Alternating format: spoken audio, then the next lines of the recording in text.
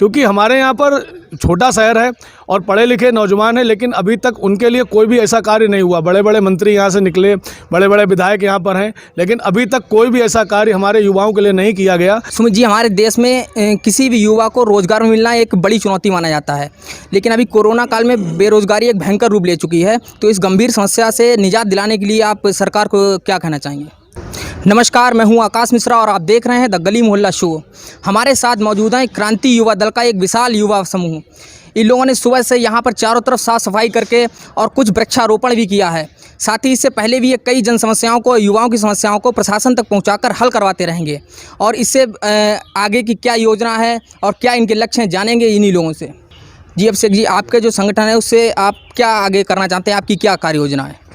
हमारे संगठन का सबसे बड़ा उद्देश्य तो यही है कि जो हमारे शाहजहाँपुर के अंदर बढ़ती हुई बेरोजगारी है और अभी तक किसी भी जनप्रतिनिधि ने इसके ऊपर कोई विशेष ध्यान नहीं दिया है, और हमारे युवा जो हैं वो असंगठित हैं और उनको पता ही नहीं कि आगे क्या करना है। तो इस संबंध में मेरा सभी युवाओं से ये अपील है कि अपनी बात किसी भी जनप्रतिनिधि के माध्यम से या अपने संगठन के माध्यम से उन तक पहुंचाएं, जिससे हमारे शाहजहाँपुर के अंदर कुछ ऐसी इकाइयां लग सकें, या जो हमारे यहाँ पहले से इकाइयां चल रही हैं उसमें हमारे यहाँ के युवाओं को कहीं ना कहीं पर कुछ ना कुछ उनको सबसे पहले प्राथमिकता दी जाए। क्योंकि हमारे यहाँ पर छोटा शहर है और पढ़े लिखे नौजवान हैं, लेकिन अभी तक उनके लिए कोई भी ऐसा कार्य नहीं हुआ। बड़े बड़े मंत्री यहाँ से निकले, बड़े बड़े विधायक यहाँ पर हैं, लेकिन अभी तक कोई भी ऐसा कार्य हमारे युवाओं के लिए नहीं किया गया। तो हम सभी युवाओं से ये कहना चाहेंगे, सभी लोग संगठित होकर अपनी आवाज़ को उठाएं और जनप्रतिनिधियों तक अपनी बात को पहुँचाएँ, जिससे आपके लिए इन फ्यूचर कुछ ना कुछ अच्छा हो सके। सुमित जी, हमारे देश में किसी भी युवा को रोज़गार मिलना एक बड़ी चुनौती माना जाता है, लेकिन अभी कोरोना काल में बेरोज़गारी एक भयंकर रूप ले चुकी है। तो इस गंभीर समस्या से निजात दिलाने के लिए आप सरकार को क्या कहना चाहेंगे? आज मेरा यही कहना है सरकार से कि शाहजहाँपुर ज़िला के अंदर इंडस्ट्रीज़ लाई जाए और सभी को हर तरीके के उससे रोज़गार मिलेगा। और सरकार ये हर ज़िला के अंदर काम कर सकती है, खाली शाहजहाँपुर में नहीं, हर ज़िला के अंदर काम कर सकती है। एक इंडस्ट्रीज़ को लाने के लिए कम से कम 50 करोड़ रुपए की एक इंडस्ट्रीज़ लगाई जाए और ऐसी 100 इंडस्ट्रीज़ ये दे दी जाए, तो ज़िला का जो युवा है जो बाहर धक्के खा रहा है, दाएं धक्के खा रहा है, बाएं धक्के खा रहा है, वो अपने घर में रहेगा। 10 से 15 हज़ार तक के जो रुपए तक के लिए युवा जो है बाहर धक्के दिल्ली और बॉम्बे के खा रहा है। योगी जी ने बाहर से लोगों को बुलाने के बाद आज फिर युवा बाहर धक्के खाने चला गया। जब हमारे घर में हमें रोज़गार मिल जाएगा तो हम बाहर धक्के क्यों खाएंगे? और इसके लिए प्लानिंग जो इंडस्ट्रीज़ लगाएं, सरकार जो है अब कहेगी पैसा नहीं। शाहजहाँपुर में ऐसे लोग पड़े हुए हैं जो इंडस्ट्रीज बहुत अच्छी तरीके से चला सकते हैं। सरकार उन्हें सपोर्ट करे और ऐसे पढ़े लिखे, उसमें सारे पढ़े लिखे भी आएंगे, नीचे भी आएंगे, हर तरीके के उसके अंदर युवा आएंगे। और जो युवा पढ़ाई लिखाई करने के बाद, जिसके माँ बाप ने, किसान ने कम से कम किसी ने खेत बेच के पढ़ाया, किसी ने अपना कर्जा लेके पढ़ाया, आज वो युवा बीटेक करे हुए, एमए करे हुए खाली घर में बैठे हुए, डिप्रेशन में आए हुए, वो क्या करें? अरे कम से कम एमए वालों को 15-15 हज़ार, 10-10 हज़ार की जॉब तो मिल जाए ताकि अपना घर चला सकें। जो पढ़े लिखे हैं उनको बड़े स्तर से आप लेके आओ, युवा को आप लेके आओ। आप जो है ऐसे आपके प्रशासन में लोग हैं, काम करते नहीं हैं। युवा तो धक्का खा रहा है, युवा क्या करेगा? युवा डिप्रेशन में आ रखा है पूरा इस तरीके से।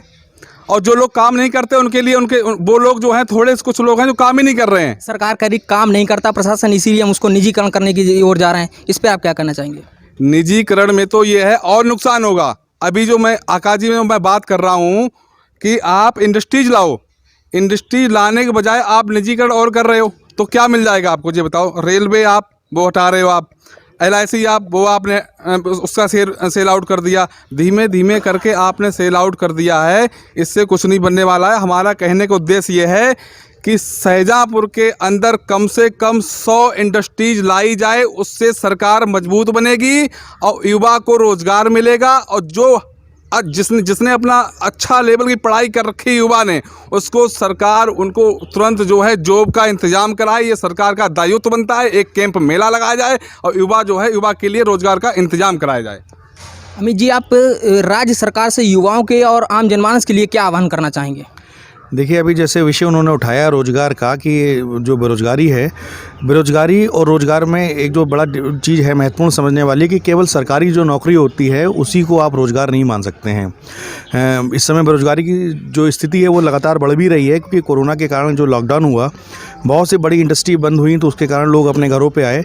लेकिन जो ये जो समय है, जिस तरह से 1991-92 के आसपास जब उदारीकरण शुरू हुआ था, तो शहरीकरण का दौर भी तेज़ी के साथ शुरू हुआ था। तो जब इंडस्ट्री वहाँ पर बड़े शहरों में खुली, तो पलायन हुआ जनता का गांव से शहर की ओर। अब ये कोरोना काल के द्वारा जिस तरह की एक परिस्थिति बन रही है, अब वापस जो है शहरी जो आबादी है वो वापस ग्रामीण की तरफ लौटने की एक परिस्थिति बन रही है। इसको सरकार को अब इस समय करना ये है कि जो आबादी उनकी गाँव में आ गई है, उनके लिए रोज़गार पैदा हो। अब रोज़गार के लिए जैसे अभी जैसे बात उठ रही थी कि इंडस्ट्री लगनी चाहिए। इंडस्ट्री आप अगर लगाते हैं तब लगाते हैं जब आपके पास डिमांड आती है।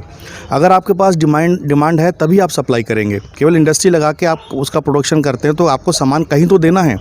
उसके लिए बहुत आवश्यक है कि हम लोग सबसे पहले अपने घर का सामान प्रयोग करना इस्तेमाल करें, चीन का सामान बंद करें। आज जो इस समय बेरोजगारी की स्थिति यहाँ पे चल रही है, इसमें अहम योगदान सरकार का है। ये कहने की बातें हैं, ये बात रही कि यहाँ सरकार क्या कर रही है, इसमें हिस्सा लेना चाहिए। उन्होंने इंडस्ट्रीज़ भी बढ़ानी चाहिए। इंडस्ट्रीज़ की कमी है यहाँ पे, इंडस्ट्रीज़ नहीं होंगी तो बढ़कर हमारे यहाँ जो इंडस्ट्रीज़ें हैं उनमें भी हमारे यहाँ का लोकल युवा काम नहीं कर रहा है। बाहर से आदमी ला के भरा जा रहा है। बाकी यहाँ के राजनेता, यहाँ के जो कार्यकर्ता, मतलब पार्टी के नाम पे जो लोग काम कर रहे हैं, उनको आज तक ये नहीं आया, इच्छा हुई कि जाके मैं देख लूं कि इंडस्ट्रीज में यहाँ का आदमी काहे नहीं लिया जा रहा है। बाहर के आदमी आके काम कर रहे हैं। बाकी नेताओं के लोग लगे हैं, ऐसा नहीं है कि वहाँ के काम नहीं कर रहे हैं, उनके लोग लगते हैं, काम करते हैं। बाकी हमारा युवा आज विघटित है, उसे संगठित होने की आवश्यकता है और संगठित होकर संघर्ष करने की ज़रूरत है। तब हम लोग बेरोजगारी से रोजगार की तरफ बढ़ेंगे। नवनीत जी, आप इस युवा दल को क्या सुझाव देना चाहेंगे? आकाश जी, अपनी बात कहने का मौका देने के लिए बहुत बहुत धन्यवाद। मैं आपके माध्यम से ये बताना चाहता हूँ कि सरकार को कि हमारी यूथ का एक बड़ा तबका आजकल प्रतियोगी परीक्षाओं में लगा है। लेकिन होता क्या है कि प्रतियोगी परीक्षाओं देने के बाद भी उसका जब सिलेक्शन होता है तब भी भर्तियां सालों फंसी रहती हैं। हमारी सरकार क्यों ऐसी स्पष्ट नीति नहीं बनाती है जिससे वो भर्तियां अनवरत रूप से चलती रहें और हमारे युवाओं को रोज़गार मिले। जैसे मैं आजकल आपको उदाहरण देना चाहूँगा कि एक 69,000 अध्यापकों की एक भर्ती चल रही है, जिसमें हमारा एक बड़ा युवाओं का एक बड़ा तबका आज पिछले 3 साल से फंसा हुआ है। वो डिप्रेशन का शिकार हो रहा है। क्यों? क्योंकि नीतियाँ स्पष्ट नहीं, कभी कट ऑफ का झंझट, कभी आरक्षण का झंझट। तो हम ये आपके माध्यम से ये सरकार को सुझाव देना चाहेंगे, बताना चाहेंगे कि अपनी नीतियाँ स्पष्ट रखें, ताकि नौकरी मिलने के बाद भी युवा जो है अपने डिप्रेशन में जा रहा है, वो ये सब होने से उसको बचाव हो उसका और उसे नौकरी मिले। सैलन जी, आप इस युवा दल के जरिए आप आगे क्या करने वाले हैं? देखिए आकाश जी, 17 में भाजपा की गवर्नमेंट आई थी तो भ्रष्टाचार, बलात्कार, इन सारी चीज़ों को देखते हुए योगी सरकार की जो सरकार आई थी तो उन्होंने बताया था कि यहाँ से किसी प्रकार का कोई भ्रष्ट चीज़ नहीं होगी। आप देखिए तहसील स्तर पर, आरटीओ स्तर पर, अस्पतालों में, हर जगह जहाँ पर जो गरीबों का अधिकार है, क्या उन्हें वो अधिकार नहीं मिल रहा है? सिर्फ एक कागज की उसकी कार्रवाई है, उस पर उनका अधिकार मिलता है। वहाँ की वास्तविकता में उनको कुछ भी नहीं, कोई पूछने वाला नहीं। हमारे साथ कुछ वरिष्ठ लोग भी मौजूद हैं, इनसे भी जानेंगे कि ये युवा टीम को क्या सुझाव देना चाहेंगे। जी बताइए। मैं भी सुन रहा था। मैं सभी साथियों को ये सलाह देना चाहूँगा कि एक कहावत है, अंधकार को क्यों धिक्कारें, अच्छा हो एक दीप जलाएं। अगर मैं सरकार चिल्लाता रहा तो हम किसी भी युवा को रोज़गार परक नहीं बना सकता हूँ। इसके लिए हमें रास्ता अख्तियार करना होगा। मैं चाहूँगा कि जो भी हमारे इस युवा दल के जो हमारे साथी हैं, यहाँ पर डिस्ट्रिक्ट लेवल पर एक मुख्य विकास अधिकारी का पद होता है, CDO जिसको बोलते हैं।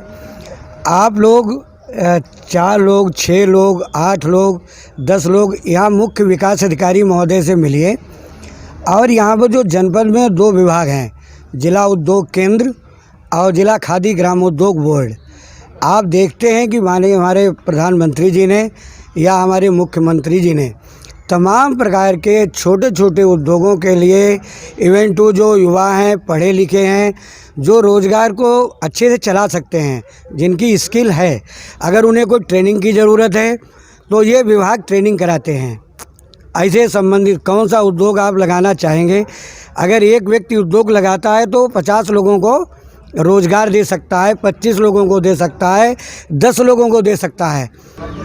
सबसे पहले युवाओं को जो संगठित हो रहे हैं, ये बड़ा ही हमारा शुभकामनाएं हैं।